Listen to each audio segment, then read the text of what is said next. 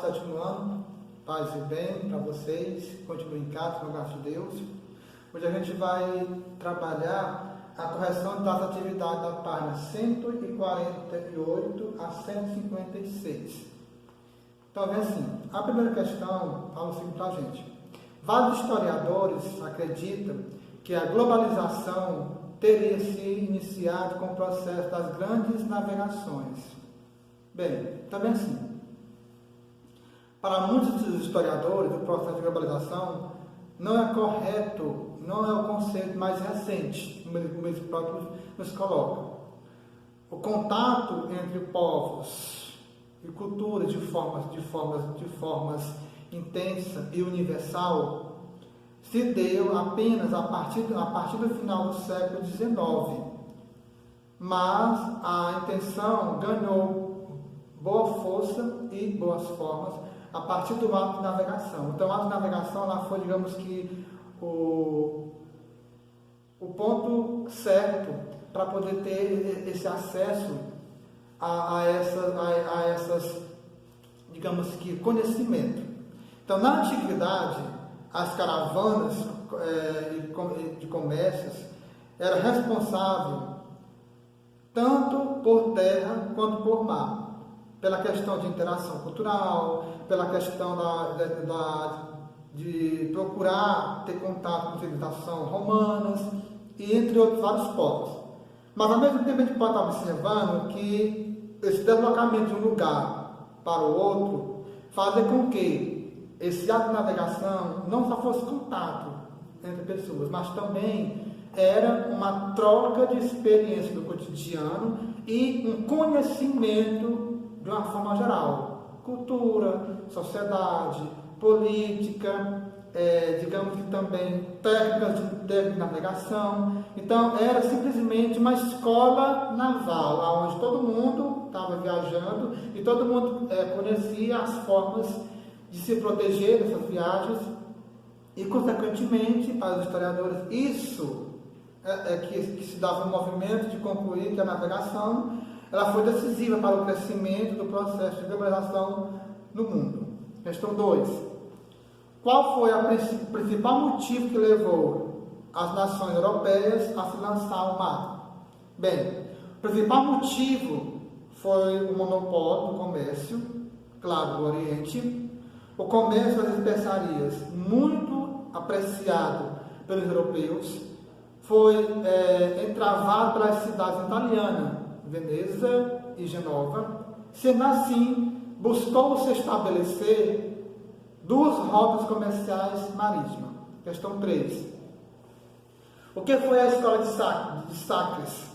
A escola de Sacres ela foi um suporte ou uma estrutura educativa que visava ensinar e preparar os navegadores com ensinamentos sobre técnicas do ato de navegação e sobre como usar os aparelhos de auxílios às navegações, como a bússola e outros, e o astrolábio, certo? Então, claro que não ia para o mar de uma vez, para poder ir, eles tinham que ter uma experiência. Questão 4. Entre os vários fatores que da expansão marítima, a aliança entre os portugueses e os reinos foi decisivo. Qual foi a importância dessa aliança entre eles? Então, é o seguinte. A importância da aliança entre a burguesia e os reis foi a possibilidade de garantir o processo das grandes navegações. Por quê, professor? Porque nessa época do feudalismo, cada feudo cobrava seus tributos, suas taxas, impostos, fazendo com que ficasse inevitável o comércio entre outras regiões. Com o surgimento da burguesia, das cidades, e os burgueses buscavam definir o poder na mão, o poder centralizado. Claro que, falando isso, a política estimulava o surgimento de reinos que cobrassem, assim, um único imposto. Dessa forma, sobravam mais recursos para investimento na ampliação deste comércio do ato de navegação. Questão 5. Cite os principais fatores que difundiu a expansão marítima. Bem, as lendas foram uma um dos fatos muito importantes que era contado nas rodas de conversa entre eles. Claro, os monstros que poderiam encontrar no Oceano Atlântico, no Oceano Pacífico, né? A questão da igreja em si, que contava com navegações, as diversas teorias conspiradoras, com que alguém navegasse na ilha reta, caíram em precipício. São coisas, lendas que foram contando, que poderiam dificultar que outros navegadores pudessem ir para esse ato de navegação, certo? Lá na página 154, diga para a gente, a questão 6. Entre o Trecho e os lusianos, relata as incertezas que pensavam a imaginação dos navegadores diante do desafio de cruzar o oceano e mares. Reflita e comente o papel da Igreja Católica nesse processo. Então, de início, a Igreja Católica não aceitou o processo de navegação, temendo a possibilidade de perda e controle político da Europa. Nesse sentido, criou diversas lendas, mitos, que existissem monstros que iria devorar a todos, ou até mesmo que no final da navegação existia um penhasco sem fim. Aos poucos, porém, passou a financiar grandes navegações, temendo o crescimento do islamismo, visando dessa forma encontrar novos povos que pudessem ser catequizados e barrar o crescimento do Islã. Questão 6. Portugal foi a primeira nação europeia a lançar-se devido aos fatores específicos. Cite e explique cada um deles. Então é assim. Portugal reuniu as condições mais adequadas nesse processo de expansão marítima. Não à toa lançou-se ao mar de forma pioneira. Pioneiros foram os primeiros que se lançaram ao mar em busca dessas riquezas que achavam que tinha. Foi o primeiro Estado monárquico que unificou seu território. A grande produção agrícola, então centralizada, nas mãos da monarquia, ajudou a dinamizar o comércio português, claro, gerando um aumento de recursos. Quando eu falo recursos,